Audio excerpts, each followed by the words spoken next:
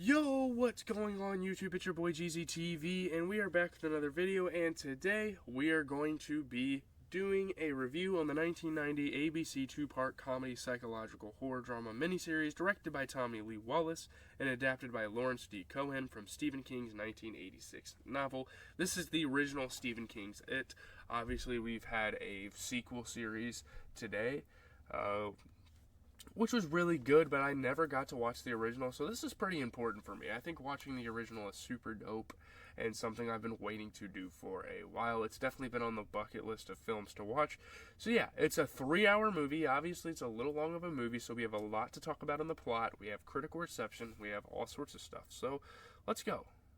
So, getting into the plot, the story starts during a heavy thunderstorm in Derry, Maine in the spring of 1960, where George Denbrough plays in the streets with a paper sailboat made by his stuttering old brother Bill. And we know, obviously, Georgie. And if you watch the new films, they make you somewhat familiar with the original.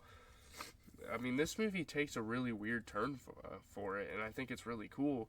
But, yeah. It goes down a storm drain where Georgie encounters Pennywise the Dancing Clown. Obviously, one of the most iconic scenes in the new movie where they're at the sewer. I think they do a really good job with the film and with the direction, with the cinematography, displaying that in the new movie. It might not be as well done in here, obviously, like practical effects, and we're super dated, so I really understand why they, or CGI, all that stuff back then wasn't great. I understand why they made a new one because it looks a lot better. Pennywise entices Georgie to reach in to retrieve his boat, only to tear his arm off and leave him to bleed to death, which is super fucked up. It's a pretty fucked up story. It's not super brutal or anything, especially compared to today's horror, because, again, the effects aren't that good. But yeah, a few months later, Bill and asthmatic Eddie Kaspbrak befriend the chubby new kid, Ben Hanscom. So they start to, form a little friend group, like the weird kids, and they call it the Loser Club eventually.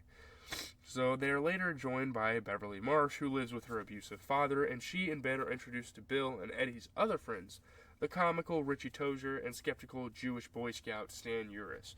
So there's some really interesting characters here, a lot of interesting origin stories for them.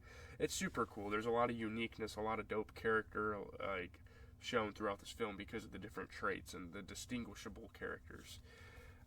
These aren't just add-in people. They actually have a role. They're actually... My teeth getting crooked? I don't even know, dude. Maybe a little bit. I don't know. But, sorry. So Ben develops feelings for Beverly and sends her an anonymous poem, but she assumes the poem was from Bill and develops feelings for him, which is super fucked up. Shout out to, prayers for Ben, man. But it comes full circle in the end, so I guess you can't really be that mad about it. I just got my teeth cleaned, by the way. So at school, by the creek, and around town, they are all bullied by Henry Bowers and his greaser gang. These are guys that grease up their hair, pull all the ladies, the older people that have been in the same grade for 5 years probably. And yeah, the children all have grotesque, frightening encounters with Pennywise. So they start to see things they're afraid of. It takes the form of Pennywise. It's kind of like Freddy Krueger almost. So, in July, the group is joined by Mike Hanlon, an African-American boy, as Bowers' gang chases him. The children, now dubbing themselves the Losers Club, because that's what Bowers and his whole gang call them, so they kind of, poke fun at it and think it's cool and funny. So, while looking through Mike's history, they fend off the Bowers gang with rocks. They, push them away and kind of finally stand up for themselves. So, while looking through Mike's History of Derry School Project scrapbook, the losers realize that Pennywise, whom they refer to as It, which is why the movie's called It, It killed him or whatever, that's why the movie's called It, is not a human being, but an ancient creature that awakens roughly every 30 years to hunt and feed, and they're starting to come to realizations and all that stuff. So, realizing that it killed Georgie, Bill leads the losers into Derry sewers to kill the creature. Yeah, they obviously are trying to fend it off. This is like a 2-in-1.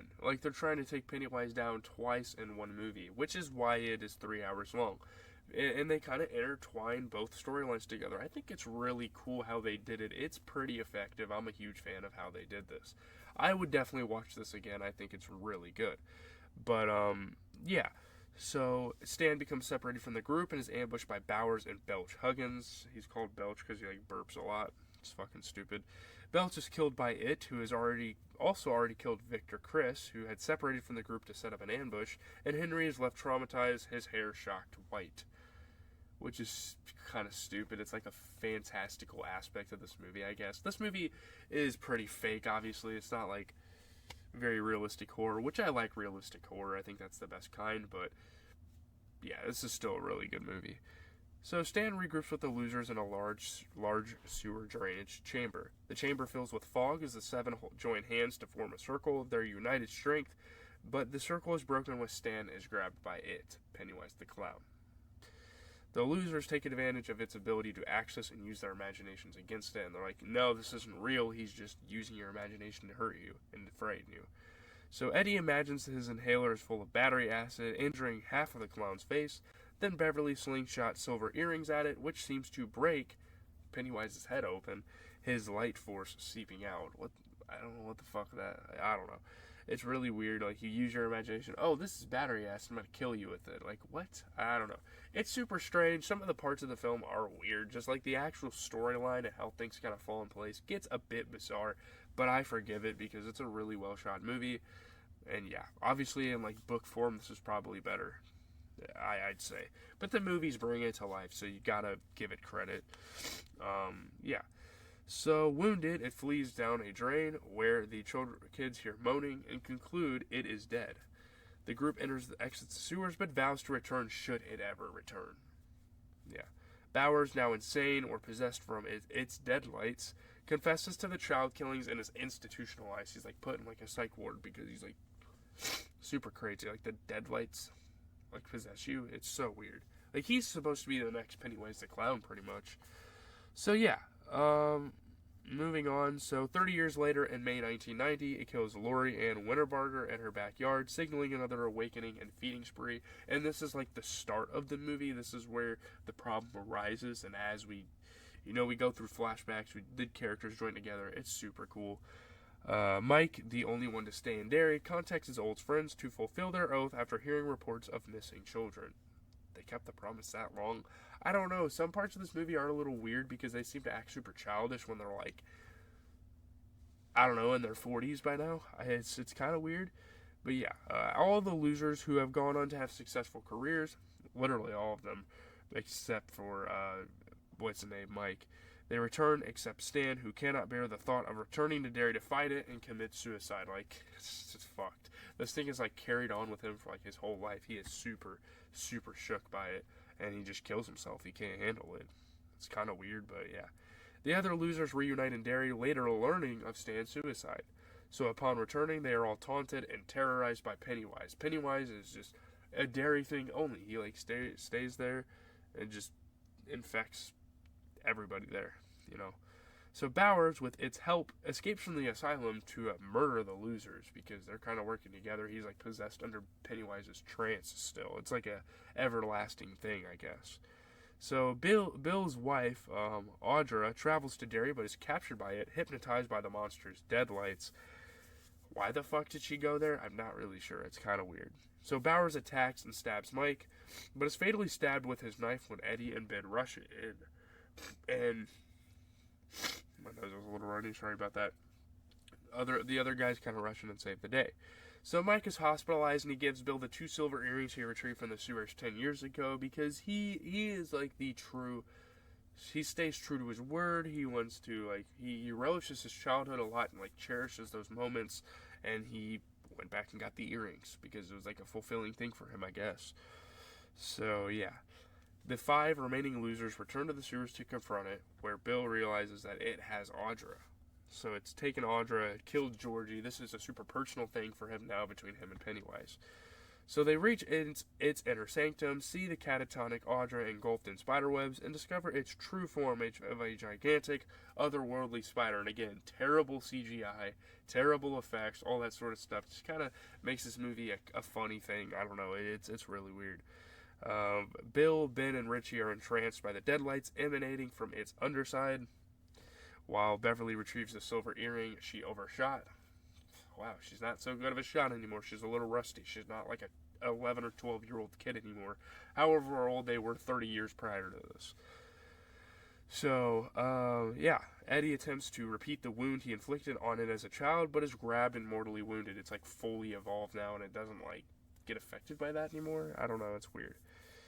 So Beverly frees her friends, but Eddie dies, unfortunately. So I think Eddie and Mike passed away, and obviously Stan killed himself because he just couldn't handle it.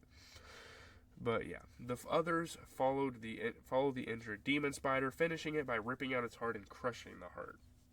Again, it's kind of fake. It's kind of funny, but I don't know. They remove Eddie's body and the catatonic Audra from the sewers. Mike recovers in the hospital, explaining how the loser... Oh, Mike was still in the hospital, never mind. Explaining how the losers go their separate ways once again, because he's like the true to Derry guy. Like, he knows everything, he knows all the happenings, so he kind of explains it. It's like one of those moments in a movie where you explain where everyone went at the end. It's a pretty old tactic. It doesn't get used anymore, but it's cool. So they go their separate ways, their memories of it and each other fading over time, save for his journal. Beverly and Ben get married and are expecting their first child, and Richie is cast in a film. He obviously likes doing voice impressions and stuff. We saw that at the beginning of the movie. Yeah. Bill is preparing to leave Derry, but pulls Audra out of her catatonia by riding her down a street on Silver, his childhood Schwinn cruiser, which is like a little bike. And yeah, that's really it. I don't have much to say. I'm going to get into the critical reception. It is a 3-hour movie, so obviously I'm going to talk about this movie in greater length than other movies, proportionally speaking. But yeah, let's get into the reception and my review. So I'm not going to break this review into 2 parts because of terms of video just splitting up clips, but we are going to talk about part 1 and part 2 kind of separately because there's 2 different storylines here. So getting into part 1, the child cast, you get Jonathan Brandis, Seth Green, Emily Perkins. Emily Perkins is like a really famous actress. She was in a lot of movies. I think she was in Ginger Snaps at the time. Really good child actor. I don't know how much she did in her adult years, but they did really good in this film. Yeah, the series' first part was great. A lot of people, it was a common highlight. A lot of people liked it better than the second part. The performance of the child actors, its development of the losers was great. Crane was awkward but adorable. Perkins was having a subtlety to the role that belies her years. Her sidelong stare can be full of fear one second, contempt the next. So, yeah, Seth Green's obviously a pretty dope actor. I think he's went on to do a lot of things with like animation and stuff like that. So the part had the most impact of the miniseries because it focused on children, a very vulnerable demographic of people. We yearn to recapture what they had, and we also wince at the indignities they endured as members of their self-proclaimed loser club. You kind of like feel for them throughout the movie. It's a super interesting dynamic. Watching them, we can't help but recall our own childhood hurts and fears, but we're also reminded of what a soothing solve friendship was. The losers bonding never lurch into the sentimental, but are deeply, powerfully moving all the same. The back and forth flashback technique was probably one of the most effective aspects. It was probably one of the best things they could have did with this miniseries. Again, it was like a 2-part thing. Like the first part of the movie where they were going through all the flashbacks and stuff, that happened, and then when the group finally gets together and they're like fighting Pennywise, that's the second part. So it's obviously great to see this all in one piece, to see it as a cohesive movie. And it's really dope. I really like it because it gives me a chance of actually going back to the It franchise, because the new movies I watched a while ago. I watched them literally like when they came out in theaters and stuff. So now to go back and kind of get a refresh of the series is really cool.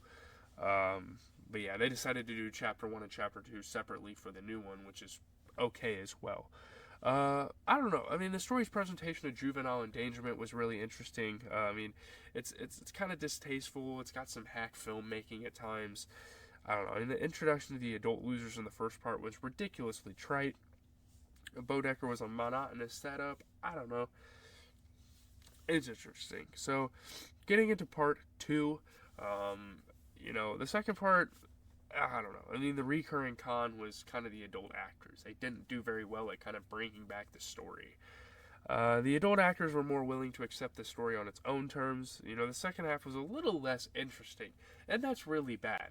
You want the middle to be the most interesting part of the movie, not like get through the second half and like, oh, what the fuck is happening? I don't really care. I still watched the entire thing and I was still quite interested in it, but the fact that the second half is less interesting than the first half really, really says something. I mean, the adult characters are foolish and spoiled. Their foolish and spoiled behavior made their problems look more trivial than their younger counterparts. Their activities were less interesting as well. I mean, the things they just did in this movie were like, okay, this isn't as interesting. The adults just sit around and eat Chinese food or whine through strange attempts at romance. It's really weird, and somehow the kids almost seem more mature than them, and I don't think it really works out too well in that aspect. The adult actors unintentionally look like psychopaths seeing its mind images, but I mean, the performers of the grown-ups were okay. I mean, they do manage, just as importantly, to suggest camaraderie and friendship, which, considering they are mostly stars of competing TV series, is an achievement in itself. There's a lot of context that kind of goes into this that is really important to talk about. The premise of adults keeping to a vow they held for 30 years to kill a monster is quite silly. I will say that is really kind of just foolish. I don't know. Christopher's performance of Eddie was quite embarrassing. I'm not going to lie. I mean, Thomas's performance was kind of more like his character for the Waltons than a horror novelist. So, yeah, really weird. The miniseries' final half is somewhat inferior for being a bit silly at key points. Yeah. It's quite a predictable plot. I mean, you know exactly what happens. There's definitely some issues with the second part. The ending was pretty disappointing. I don't know. It was a hokey, feel-good resolution. It was trite. It's a cop-out as it ruined the epic mind game notion of it being in the characters' heads. I don't know. I mean, the spider form was kind of stupid. It's a cheap alien imitation. Why the fuck was the ending not Pennywise the Clown? Why was it a spider? I don't know. It's as if it crawled out of a low-budget Japanese monster movie or something. I mean, it's more laughable than frightening. I don't know. There's a lot of weird parts of this movie getting into the second half. But the first half was flawless. I think the first half was quite amazing.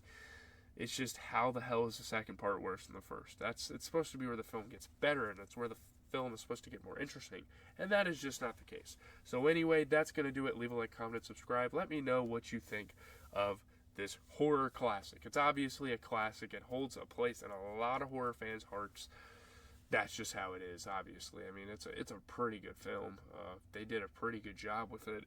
Again, the childhood stuff is great, and honestly, Chapter 2 is probably worse than Chapter 1 for the new series as well, just because of the children. Like, it makes a more interesting story. It makes it matter more. So, yeah, I'm out. Have a good rest of your day.